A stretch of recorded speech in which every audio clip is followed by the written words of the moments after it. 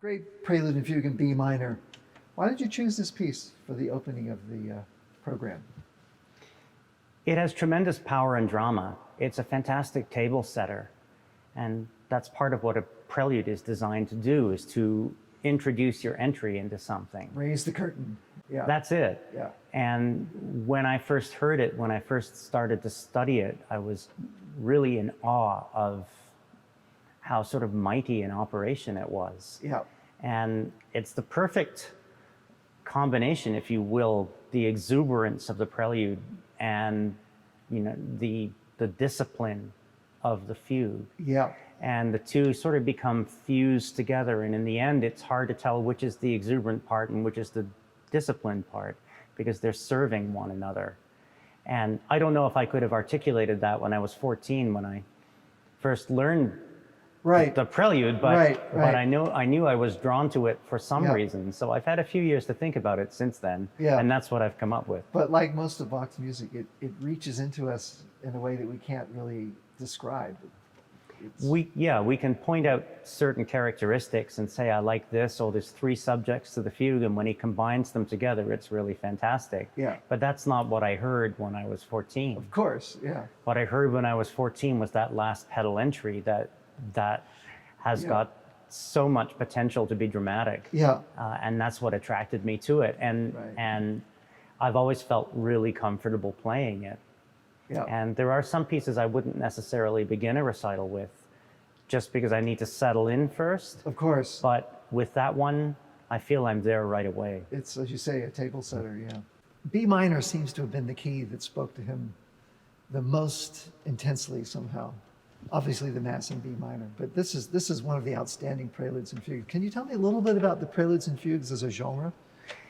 Yes, the prelude was already well established as a form by the time Bach really started writing. And people were writing fugues as well, but the sophistication level of those fugues really hadn't been developed until Bach took it to a whole new place. Right. But the prelude, what was called a preludium in the North German school of composition, was a free composition that may be based on certain motifs that people could recognize in the music, but at the same time, it was a spontaneous work of the performer's imagination. Mm-hmm. That was the genesis of it. The forebearers of the tradition that Bach worked so well in had advanced the art of the prelude to a very sophisticated place. Composers such as Nikolaus Bruns and Dietrich Buxtehude and others. Yeah. And so there was a very colorful palette already established that Bach began writing in. And the free-form nature of the prelude really meant that, you know, any style of music you wanted to write, you could write. Right. By the time the B minor came along, Bach was working at the Thomaskirche in Leipzig, so he was at his last appointment in his career, although at the beginning of that last appointment, so he still had about 20 years of writing left. And your point about B minor is well taken. I mean, he did save that key for some of the most pathos-oriented compositions that he wrote. Although I always find with Bach, whatever key that he's writing in, this must have been his favorite key. I often think that, right? Yeah. But this particular prelude has been described, depending on who's doing the describing, in all kinds of different ways. Some people see it as melancholic, and others see it as confident and perhaps even strident. I think it can go either way, depending on the composition, but the ritornelli are so fantastic and adventurous. Yeah. And then there's the tension created harmonically by the use of appoggiaturas and so forth. Yep. And the whole thing kind of resembles, to me, French overture style. We don't play it entirely in French overture style, but it has many of those characteristics. As we hear the relationship between the opening two voices,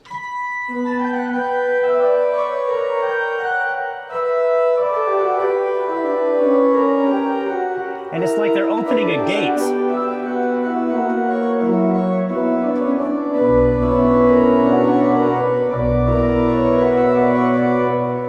that pedal point comes in the octaves, bum, bum, bum, bum. It's extremely powerful and dramatic. Yeah.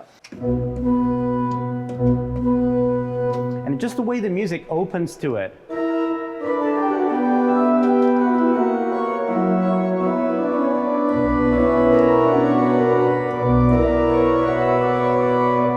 Another feature that comes on soon after is the use of the pedals to play really ornamental or quickly moving music, which many players would not have been able to do. Right. And this was a feature of Bach's technique that he was always finding ways to display it. Yeah. As we hear here.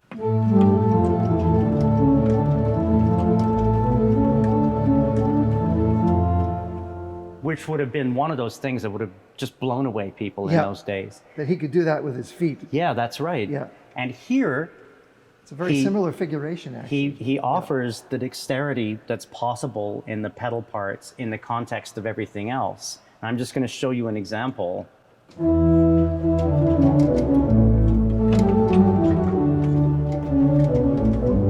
And if we add that with all of the manual parts as well, we hear how it complements the harmonic movement.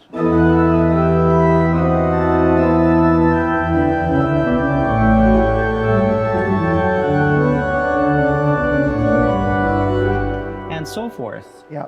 And that's one of the most attractive features of this prelude is the use of the pedal board to underline and support these gargantuan effects in the music. Yeah. Would it be safe to say that the pedals originated as just a way to play the fundamental bass notes, and then a composer like Bach came along and started writing melodies, so to speak, in the pedal board? I would mostly agree with that. The use of the pedals had, it's one of those things which organically moves along from generation to generation, but he definitely took it to a different place. Yeah. Now the fugue itself is more conventional in its composition, in the sense that it's not featuring big ritornelli or particularly spectacular pedal effects, but it does have another interesting feature, and that is that it offers us 3 different melodic subjects, which he introduces one at a time and then combines the 3 of them together. So we've got this one.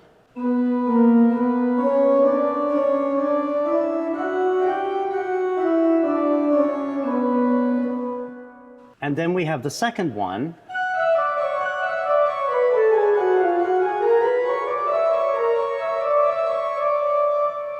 Which we hear combined with the first. And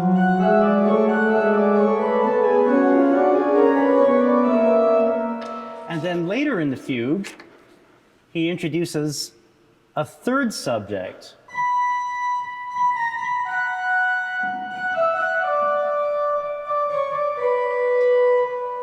Which in combination we hear.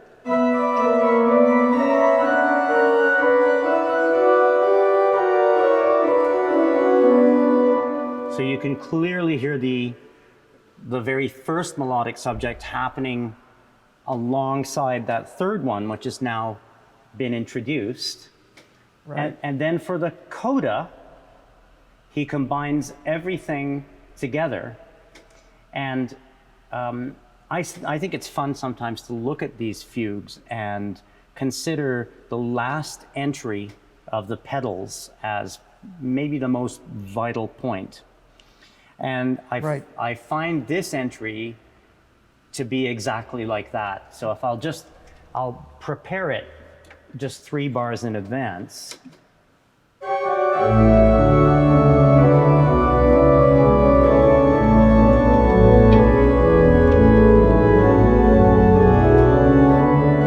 And here it comes.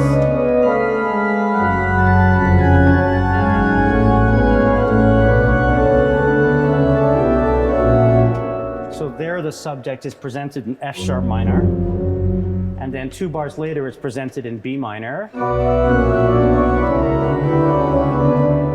and 2 bars after that is presented in E minor,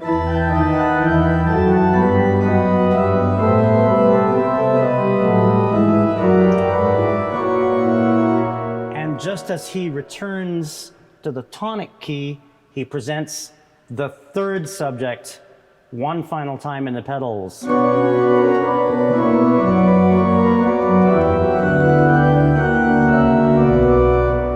Before bringing the fugue to its mighty close. Yep. And it's raised third, so it finishes in the major key. Right, right. It's just such an extraordinary It's as piece. complete a composition as there can be. Right, right. Amazing, amazing music.